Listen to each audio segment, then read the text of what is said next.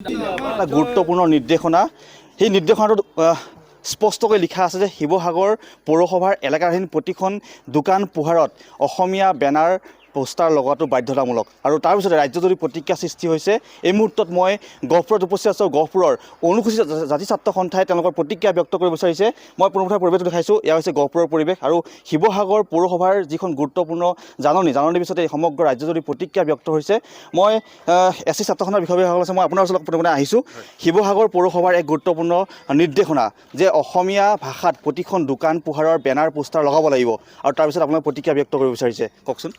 হয়, পোনপ্ৰথমে শিৱসাগৰ পৌৰসভাক আন্তৰিক ধন্যবাদ জ্ঞাপন কৰিছোঁ। তেওঁলোকে যে অসমীয়া মাতৃভাষাটোক যে প্ৰথম স্বীকৃতি প্ৰদান কৰিছে আৰু সেই অনুপাতে আমি গহপুৰতো আমাৰ পৌৰপতি আছে, আমি তেওঁকো আমি লগ কৰি গোটেই বিষয়টো আলোচনা কৰিম যে গহপুৰতো যিসমূহ ইংৰাজী ভাষাৰ ঠাইত অসমীয়া ভাষা লগাব লিখিবলৈ আৰু যিহেতুকে আমি দেখিছোঁ বিভিন্ন ক্ষেত্ৰত দেখিছোঁ যে ইংৰাজী ভাষাতে প্ৰাধান্য দিয়া হৈছে, অসমীয়া ভাষাটো প্ৰাধান্য দিয়া হোৱা নাই। গতিকে আমি এই গোটেই বিষয়টো আমি এয়া জন্ম হৈছে শিৱসাগৰত, তাৰ পৰা পৰিপ্ৰেক্ষিত গোটেই অসমতে ইয়াৰ প্ৰক্ৰিয়া হ'ব যে মাতৃভাষাটো প্ৰথম স্থান পাব লাগে আৰু আমিও অনুসূচিত ছাত্ৰ সন্থা হিচাপে আমাৰো এটা স্পষ্ট দাবী যে অসমীয়া মাতৃভাষাটো প্ৰথম স্থান পাব লাগে, তাৰ পিছতে বাকী ভাষাসমূহ। আমি কোনো ভাষা এলাগী কোৱা নাই বা কোনো ভাষা বেয়া বুলি ক'ব যোৱা নাই, কিন্তু প্ৰথম অসমীয়া হিচাপে প্ৰথম অসমীয়া ভাষাটো স্বীকৃতি পাব লাগে। মই আপোনাৰ ওচৰলৈ আহিছোঁ। শিৱসাগৰ পৌৰসভাৰ যিটো গুৰুত্বপূৰ্ণ নিৰ্দেশনা তাৰ পিছতে ৰাজ্যজুৰি প্ৰতিক্ৰিয়া ব্যক্ত কৰা পৰিলক্ষিত হৈছে আৰু আপোনালোকে সেয়া বিচাৰিছে।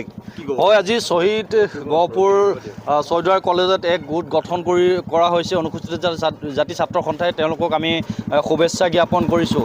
এটা কথা চাওক, শিৱসাগৰত 30 জাতীয় জনগোষ্ঠীয় সংগঠনে যি স্থিতি লৈছে সেই স্থিতিত আমি তেওঁলোকক শুভেচ্ছা জ্ঞাপন কৰিছোঁ। এটা কথাই চাওক, অসমত অসমীয়া মাতৃভাষাৰ স্থান পাব লাগিব আৰু অসমত বজাৰ হওক বা পথাৰ হওক আমাৰ অসমীয়া খিলন দিয়া হ'ব লাগিব। এই ক্ষেত্ৰত দেখা পোৱা গৈছে যে বিভিন্ন বহিৰাগত লোকে অসমীয়া মানুহৰ মাটি দখল কৰিছে আৰু বিভিন্ন মিয়া লোকসকলে তেওঁলোকে দাবী উত্থাপন কৰিছে যে মাছ আমি উজনিলৈ নপঠিয়াওঁ বুলি কৈছে।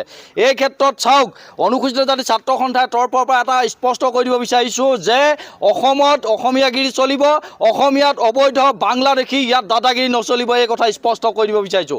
অসমৰ যিসকল খিলঞ্জীয়া লোক আছে এইসকলক আমি এটা কথা আহ্বান জনাইছোঁ, আপোনালোকে মৎস্যজীৱী কৰক আৰু আপোনালোকে বজাৰ পথাৰ দখল কৰাৰ যি ব্যৱস্থা কৰক। চাওক, এটা যি অবৈধ বিদেশী যি আগ্ৰাসন চলিছে, এই ক্ষেত্ৰত আমাৰ যদি অসমীয়া খিলঞ্জীয়া লোকসকলে যদি আমাৰ নিজৰ ভৰিৰ ওপৰত থিয় দিব নোৱাৰোঁ তেন্তে হ'লে অনাগত দিনত অসমখন এক চৰণীয়া পথাৰ হৈ পৰিব। এই ক্ষেত্ৰত আমি নিজে থিয় দিয়া এটা ব্যৱস্থা কৰিব লাগিব। এই ক্ষেত্ৰত যিসকল অবৈধ বিদেশী হওক বা অবৈধ বাহিৰাগত যিসকল লোক আছে তেওঁলোকক আমি এটা কথা স্পষ্ট কৰি দিব বিচাৰিছোঁ, অসমত কিন্তু অসমীয়াগিৰিহে চলিব। এই ক্ষেত্ৰত স্পষ্ট কৰি দিব বিচাৰিছোঁ। হয়, ইতিমধ্যে যিটো অসমীয়া নাম ফলকৰ প্ৰসংগ উত্থাপন কৰিছে সেই ব্যৱস্থা গ্ৰহণ কৰিব নেকি? হয়, শিৱসাগৰ পৌৰসভাই যি অসমীয়াত নাম ফলক লিখাৰ যি ব্যৱস্থা কৰিছে এই ক্ষেত্ৰত আমি ধন্যবাদ জ্ঞাপন কৰিছোঁ। আজি আমি সংবাদ মাধ্যমৰ যোগেদি বিশ্বনাথ জিলাৰ পৌৰসভা হওক বা গহপুৰ পৌৰসভাই অসমীয়াত লিখাৰ ব্যৱস্থা গ্ৰহণ কৰিব লাগে। অনুসূচিত জাতি ছাত্ৰ সন্থাৰ তৰফৰ পৰা আমি দাবী উত্থাপন কৰিছোঁ। মই আপোনাৰ মাজলৈ অকণমান আহিছোঁ। কওকচোন, শিৱসাগৰ পৌৰসভাই যিটো গুৰুত্বপূৰ্ণ নিৰ্দেশনা জাৰি কৰিছে তাৰপিছতে সমগ্ৰ ৰাজ্যজুৰি প্ৰতিক্ৰিয়া ব্যক্ত কৰা হৈছে, কি ক'ব? নহয়, আজি চাওক, শিৱসাগৰে যিটো কয় অনাগত দিনত কিন্তু অসমে সেইটো মানি লয়।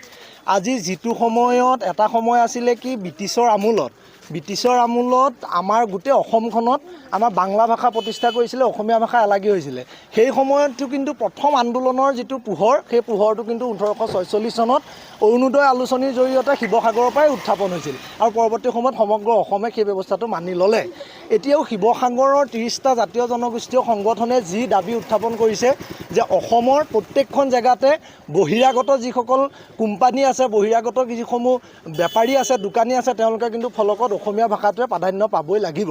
আমাৰ গহপুৰ মহকুমা অনুসূচিত জাতি ছাত্ৰ সন্থা, বিশ্বনাথ জিলা অনুসূচিত জাতি ছাত্ৰ সন্থাৰ তৰফৰ পৰা আমি সজোৰে প্ৰতিবাদ কৰিছোঁ আৰু দাবী উত্থাপন কৰিছোঁ যে গহপুৰ বুৰৈ টু হাৱাজানলৈকে সকলো বহিৰাগত দোকানী সকলোৰে নাম ফলকত কিন্তু প্ৰথম অসমীয়া ভাষাটোৱে প্ৰাধান্য পাব লাগিব, অন্যথা কিন্তু গণতান্ত্ৰিক আন্দোলনৰ সন্মুখীন হ'বলৈ প্ৰস্তুত থাকিব লাগিব। অত্যন্ত গুৰুত্বপূৰ্ণ আৰু শিৱসাগৰৰ যি জাননীখন গুৰুত্বপূৰ্ণ জাননীৰ পিছত সমগ্ৰ ৰাজ্যজুৰি প্ৰতিক্ৰিয়া ব্যক্ত কৰা পৰিলক্ষিত হৈছে আৰু ইতিমধ্যে গহপুৰৰ এছ চি ছাত্ৰ সন্থাই তেওঁলোকৰ নিজৰ প্ৰতিক্ৰিয়া ব্যক্ত কৰা পৰিলক্ষিত হৈছে।